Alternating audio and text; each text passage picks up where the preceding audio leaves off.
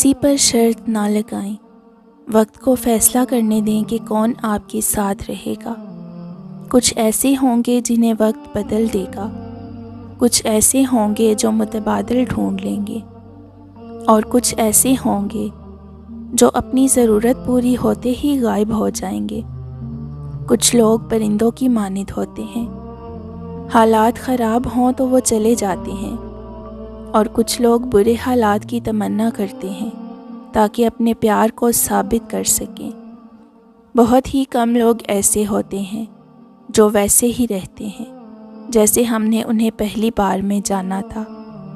آپ اپنی نمازوں کا شیڈول جتنا ٹھیک رکھتے ہیں، آپ کی زندگی کا شیڈول بھی اتنا ہی ٹھیک رہنے لگتا ہے۔ اگر آپ یہ سوچ کر پریشان ہیں کہ آپ کے رزق میں، آپ کی جاب میں، آپ کے کام میں، آپ کی دعاؤں میں تاخیر کیوں ہو رہی ہے، تو ایک مرتبہ اپنی نمازوں کی طرف دیکھیں، کہیں وہاں تاخیر تو نہیں ہو رہی۔ زندگی کو فکس کرنے کے لیے پہلے اپنی نمازوں کو فکس کرنا پڑتا ہے، پھر زندگی کی ہر چیز اپنے آپ ترتیب میں آ جاتی ہے۔ کیا ایمان کے دل میں داخل ہونے کا یہ مطلب ہے کہ انسان گناہ نہیں کرتا؟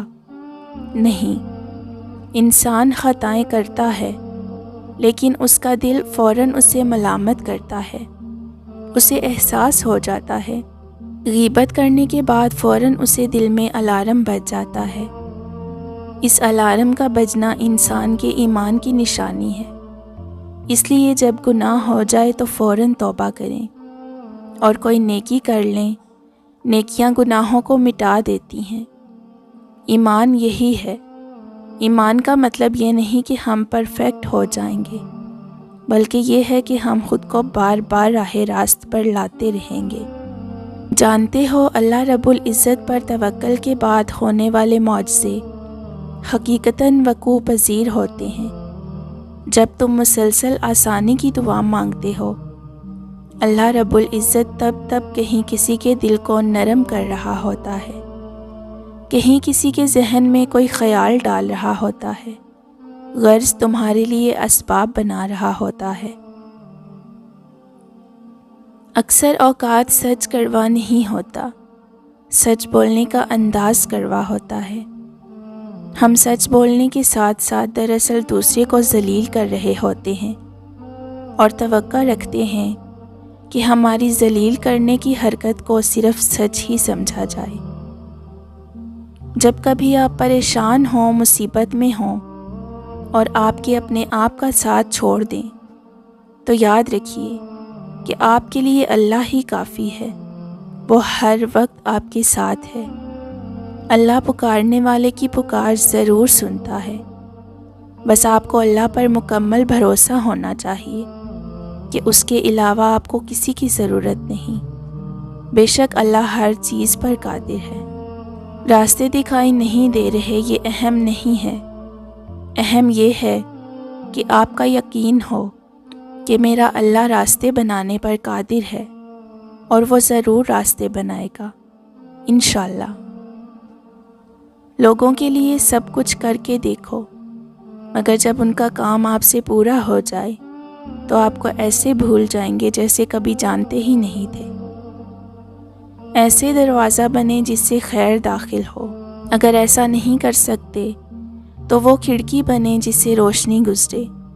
اگر ایسا بھی نہیں کر سکتے تو ایسی دیوار بنے جو تھکے ہوئوں کو سہارا دے، کیونکہ اللہ کی مخلوق سے محبت ہی اللہ سے محبت ہے۔ کسی کا کردار تمہاری ذمہ داری نہیں، کسی کی ذات تمہارا ٹھیکہ نہیں۔ جو تم ہو بس تم ہی ہو۔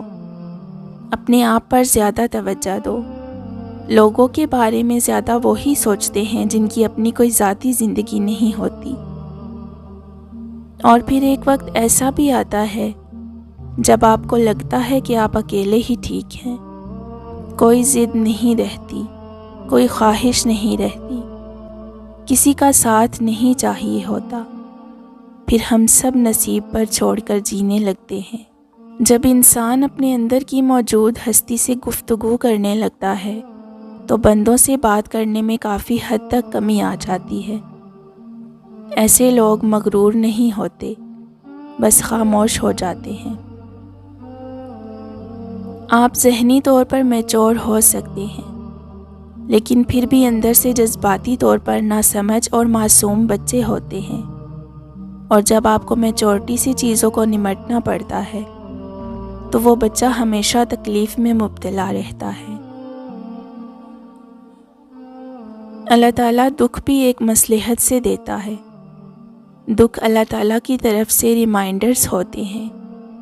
جب ہم اللہ تعالیٰ سے دور جانے لگتے ہیں تو وہ انتظار کرتا ہے ہماری واپسی کا۔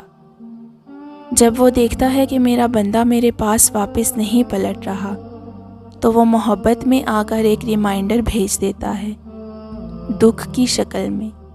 جب مقصد پورا ہو جاتا ہے اور ہم اپنے اللہ تعالیٰ کے پاس واپس آ جاتے ہیں، تب اللہ تعالیٰ دکھ بھی واپس لے لیتا ہے۔